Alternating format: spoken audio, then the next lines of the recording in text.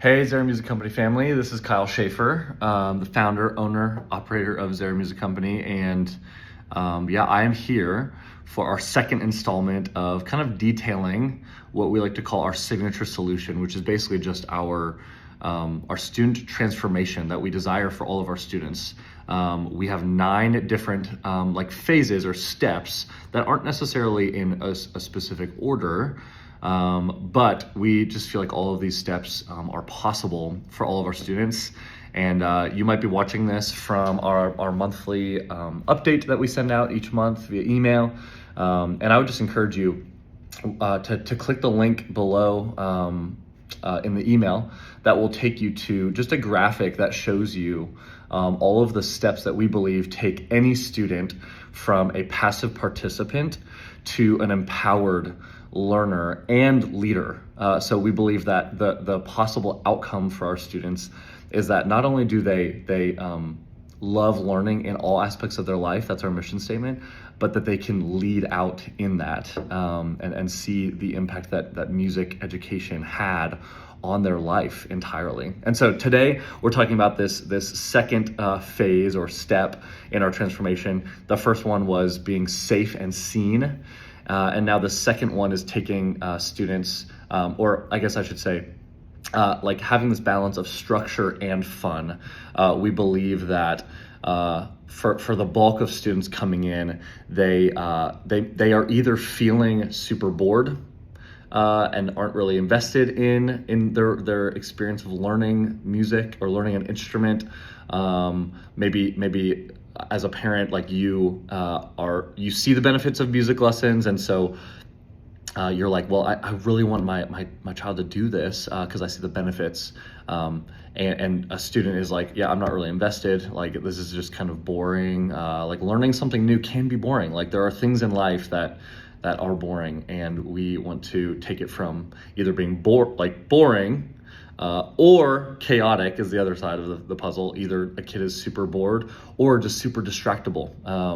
Adults too, like if you're an adult student, like you may have come in with this thought of what music lessons would look like, and you were either thinking like, yeah, like this is just, part of learning something new. It's just either kind of boring or super like excitable of like, this is how it's gonna look, and maybe you like your expectations are way all the way up here, and then maybe after a couple weeks or a couple months you're like, man, like I just can't even focus as far as like having motivation to practice throughout the week or anything like that.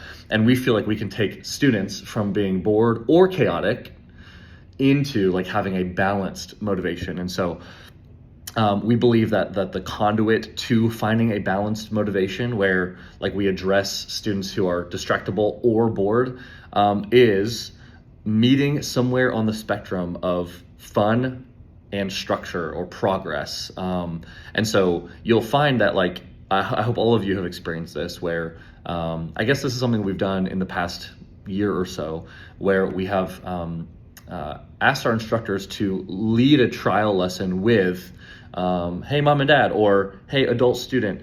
If we were to have this sliding scale of like a fun lesson where all we're doing is we're like there's no pressure whatsoever, and we're just like, the student is kind of leading the lesson for better or for worse, or the other end of the spectrum of, hey, we are sold out on progress, so we're gonna do the hard thing every single time, we're gonna make the hard choice and only like sell out on progress. We feel like that's a spectrum. And so adult student, or mom and dad, where do you kind of land on this spectrum? Or even like young student, like what do you think? Should we land on more fun? And 8 times out of 10, I'm sure a child would probably say fun, 100% fun. But we just feel like everybody that comes to lessons has their own expectation, and we just want to like kind of meet them where they're at there, because where you land on that spectrum kind of influences what a standard lesson will look like going forward. And so we feel like a good teacher, or we would say anybody at Zera, any teacher at Zera, should be able to take where you're at on that scale and find where fun and progress meets, and structure their lessons in a way that it's both fun and progressing. Now, obviously, if you lean more progressing, then there are going to be decisions sometimes in a lesson that, are going to be like challenging and aren't going to be the natural inclination that a student has, where it's like maybe a student thinks like, oh, I really feel like I am ready to play that one song that I really want to play. But a good teacher will step in and say, yeah, I know you want to get there, but I really think it's going to be important to do this first. And so that might be more progress oriented. Whereas if you lean more on the fun side of things, it would look more like, instead of kind of jumping to the next page, because progress is king. Maybe the fun side of the coin does look more like, hey, instead of trudging on to the next step, we are actually gonna just do this again, or we are gonna step back a page because you're gonna have a quick win right now, and play for me that song that we played 2 or 3 weeks ago, because we feel like that can be like instill this idea of like, this is fun, like I am having some success here. And so anyway, we feel like when we're spending time like finding that balance between fun and structure, it helps us to find like a steady flow, like a steady stream of like efficiency in lessons.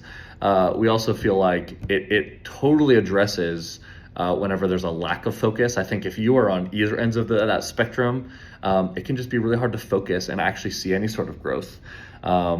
And we just feel like whenever we can find that balance on the spectrum, that it really does contribute to like this being a joyful journey, that it really does launch what's possible and actually contribute to actually progressing faster, even if maybe you are on the fun side of things.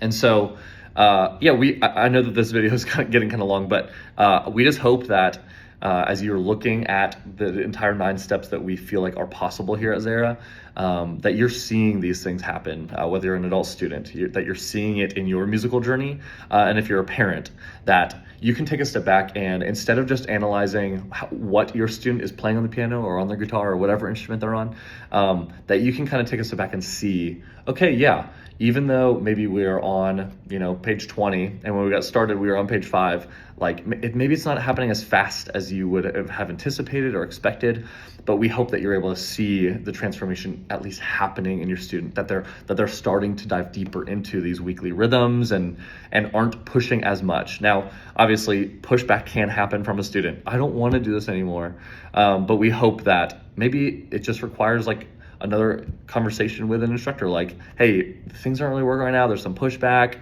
like let's maybe reevaluate the progress versus fun scale. Like, where are we right now? Like, if we were to look back on the last month, where are we on this spectrum? And maybe we do need to shift that a little bit. But at the end of the day, again, we just hope that you are experiencing these things, and that you see that it's all kind of in this process of seeing transformation in our students, that they are becoming empowered learners, but also leaders in all aspects of their life. So this is the second installment, and just if you have any questions about this or want to dive even deeper into this, like I said, click that link below and look at the graphic that we have about our solution, and we're always open to a conversation for the name of student success. So anyway, hope you're doing well, and we'll talk soon.